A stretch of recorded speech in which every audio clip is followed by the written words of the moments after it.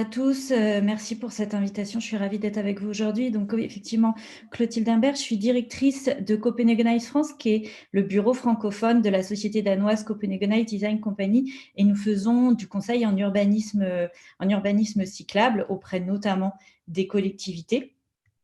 Et je suis urbaniste de formation. J'ai vécu à Copenhague et je suis maintenant de retour en France. Alors, notre société, elle a la particularité de considérer le vélo de manière très spécifique, mais de parler d'urbanisme cyclable en tant que tel et de travailler autant sur du design, de l'infrastructure, de la stratégie, que de la communication et que beaucoup de sensibilisation à l'urbanisme cyclable, que ce soit pour les élus ou que ce soit pour les techniciens des villes et des métropoles. Ah oui, pardon. Nous ne sommes pas, pour continuer à nous présenter, je voudrais dire quelque chose qui vous paraîtra peut-être étonnant, mais qui est important pour nous. Nous ne sommes pas des cyclistes, nous sommes juste des urbanistes qui nous déplaçons à vélo. On pourra reparler de la différence entre les deux par la suite. Nous travaillons un peu partout dans le monde et en ce qui concerne la France, nous avons travaillé à Paris, Strasbourg, nous continuons à travailler à Bordeaux et nous lançons actuellement un projet à Montpellier pour nous rapprocher un peu plus du sud et de votre territoire. Alors aujourd'hui, de manière très brève, mais de manière assez précise quand même, je vais essayer de vous donner quelques clés pour comprendre comment on active une politique cyclable ambitieuse. Alors forcément, je vais me baser beaucoup sur des références de Copenhague, mais je vais aussi vous parler un petit peu de la France. Et vous allez me dire, bon, Copenhague, vous allez nous parler de la capitale mondiale du vélo. Eh bien oui, c'est vrai. Aujourd'hui, c'est la capitale mondiale du vélo, mais ça ne l'a pas toujours été. Copenhague n'a pas toujours été Copenhague au sens où on l'entend aujourd'hui, la ville des cyclistes. Copenhague, dans les années 70-80, a aussi vu arriver la voiture. Et là, vous êtes en plein cœur de la ville. Vous avez un parking entier rempli de voitures. Ça a été Copenhague à une époque également. Mais aujourd'hui, elle est complètement transformée, cette place, et elle accueille à la fois des cyclistes un peu plus loin. Et puis là, vous le voyez, elle accueille énormément d'habitants et d'activités urbaines. Vous avez ici la rue de Nørrebrogade qui traverse tout un faubourg. C'est à Copenhague, mais ça pourrait être complètement une rue à Marseille, une grande avenue qui traverse des quartiers résidentiels. Vous avez à gauche une photo en 1977 où la rue était pleine de voitures. Moi, j'y croyais pas quand j'ai vu ces photos-là parce que je la connais actuellement dans les années 2000. Et là, vous avez la photo en 2017 précisément. Aujourd'hui, en 2017, il y a 48 000 vélos par jour qui passent. C'est la rue dans le monde occidental où il y a le plus de cyclistes qui passent par jour. Et pourtant, il y a quelques décennies de là, on n'aurait peut-être pas permis à nos enfants d'aller circuler à vélo dans cette rue. Donc, vous voyez, le changement est possible. C'est ça mon message que je veux vous faire passer aujourd'hui. Alors, comment Copenhague est passé de ce changement d'une ville où la voiture commençait à dominer un peu dans les rues, à retrouver de la place pour les cyclistes? En fait, c'est l'histoire d'une rencontre. Et ça, j'aime beaucoup en parler, que ce soit pour Copenhague, mais pour plein de villes. Il y a un moment décisif, une rencontre entre la demande des habitants et entre les actions des élus. Et quand j'entends le micro-trottoir avec des habitants qui demandent plus de pistes cyclables, mais que j'entends aussi les élus marseillais dire « nous, on veut aller dans ce sens-là et avoir des vraies pistes cyclables sécurisées », je me dis peut-être qu'il y a un moment qui est en train de se passer intéressant à Marseille et peut-être que c'est ça le début de la rencontre. Peut-être qu'il y a quelque chose qui se passe. C'est ce qui s'est passé à Copenhague. Alors oui, c'était fin des années 70, donc oui, ils ont pris de l'avance, mais en même temps, tout est rattrapable et l'idée, c'est de commencer. Ils ont commencé plus tard, mais au moins, ils ont beaucoup d'expérience et on peut s'inspirer d'eux pour un certain nombre de choses.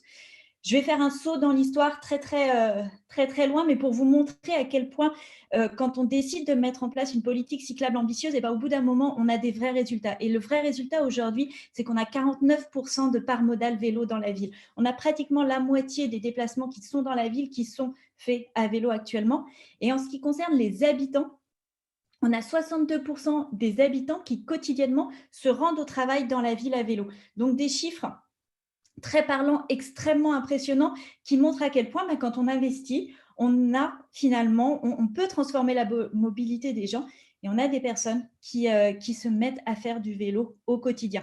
Et au quotidien, quelles que soient les conditions climatiques, puisque vous avez 75% des cyclistes qui font du vélo toute l'année, quelles que soient les conditions, et au moins à Marseille, ce n'est pas la neige qui vous empêchera de faire du vélo, donc au moins vous avez un problème de moins à régler sur ce sujet-là. Oui. Alors pourquoi ils font du vélo? Je vais vous répondre avec 2 chiffres. D'une part, la ville de Copenhague, elle demande aux habitants: «Pourquoi vous faites du vélo?» Il y a un chiffre à retenir, une idée clé, ils vous disent: «Parce que c'est rapide». parce que c'est facile, parce que c'est pratique. C'est pour ça, on a tout mis en place pour eux, donc ils se déplacent à vélo.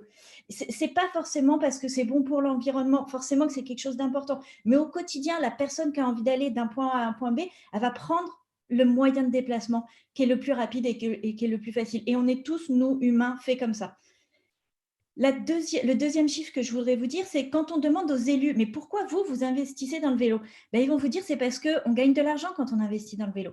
Alors, on gagne de l'argent, c'est un peu plus complexe que ça, il me faudrait du temps pour l'expliquer, mais on gagne de l'argent pour la société en tant que telle. C'est-à-dire que là-bas, ils ont fait énormément d'études sur les bénéfices du vélo et les bénéfices socio-économiques. Et à chaque fois qu'il y a un nouveau kilomètre qui est réalisé à vélo dans la ville de Copenhague, la société en tant que telle, elle gagne 25 centimes. Et à chaque fois qu'il y a un nouveau kilomètre qui est réalisé en voiture, elle va perdre 87 centimes. Tout ça, c'est à cause des externalités positives du vélo et notamment de tous les bienfaits sur la santé. C'est extrêmement important ce qu'on peut gagner comme argent s'il y a plus de personnes qui sont actives au quotidien. Le bienfait sur la santé, il est très important, ce qui est très bien pour les habitants en tant que tels, mais pour les finances, c'est extrêmement important également. Et quand on met bout à bout toutes ces études sur les bienfaits du vélo et toutes les conséquences socio-économiques, on arrive à un chiffre qui est assez impressionnant, c'est de dire qu'à chaque fois quand on construit 1 kilomètre de piste cyclable, effectivement, c'est de l'argent, il faut l'investir et pour les collectivités, ce n'est pas toujours facile, mais il est remboursé en 5 ans quand on met en place une vraie infrastructure sécurisée qui permet d'avoir plus de personnes qui vont se mettre au vélo par rapport à la voiture. Et là, je dis ça parce qu'on est en début de mandat et que voilà, 1 kilomètre remboursé en 5 ans, les élus, ça doit leur parler de savoir qu'est-ce qu'ils veulent dire à leurs administrés à la fin de leur mandat, qu'ils ont dépensé de l'argent, mais que pour la société, finalement, c'est déjà remboursé d'une certaine manière. Alors, comment on en arrive à ces chiffres impressionnants et comment on en arrive là? Par l'infrastructure.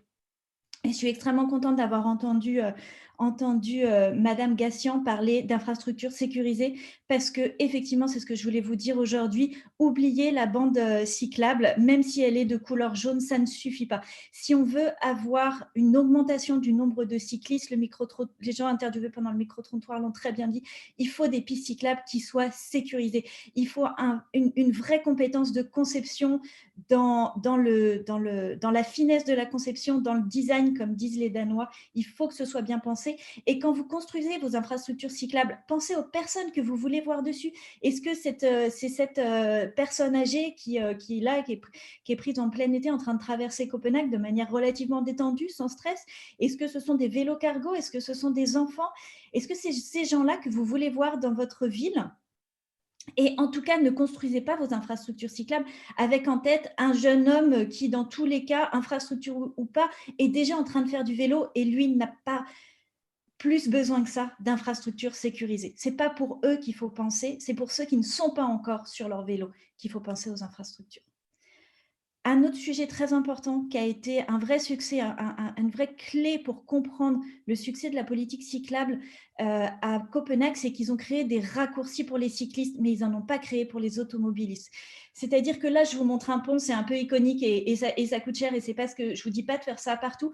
Ça peut créer un raccourci pour les cyclistes, ça peut tout simplement mettre une barrière au bout d'une rue résidentielle, laisser passer les piétons, laisser passer les cyclistes, mais complexifier un petit peu les trajets pour les automobilistes et rapidement, ils vont se rendre compte que s'ils sont sur leur vélo, ils iront plus vite finalement qu'en voiture.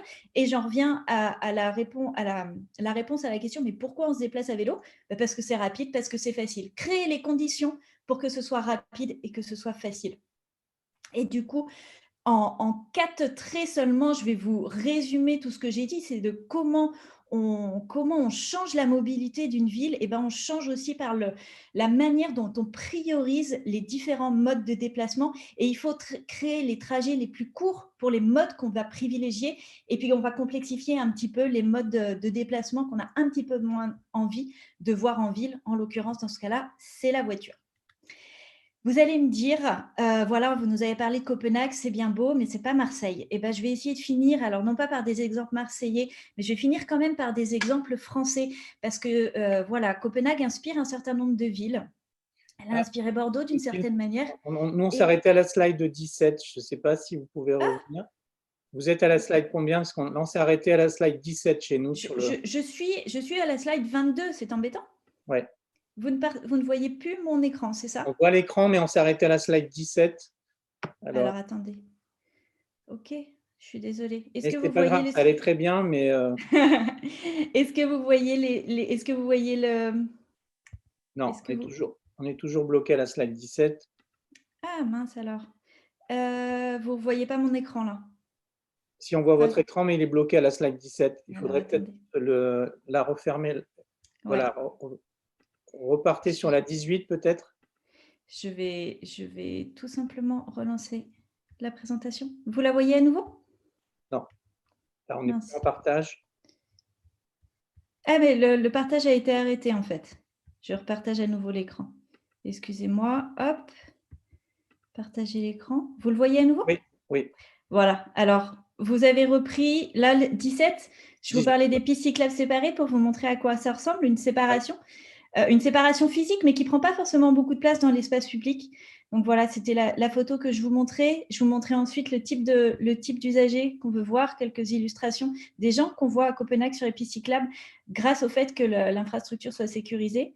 Des raccourcis pour les cyclistes. J'en reviens du coup à vous montrer un, un schéma que vous pouvez Juste, utiliser. la passerelle, elle existe vraiment, c'est pas une maquette, hein, ce que vous Non, montrez. non, non, non, elle existe. Elle est utilisée par plusieurs dizaines de milliers de cyclistes par jour. Rêve ça. Non, non, elle existe, elle est magnifique.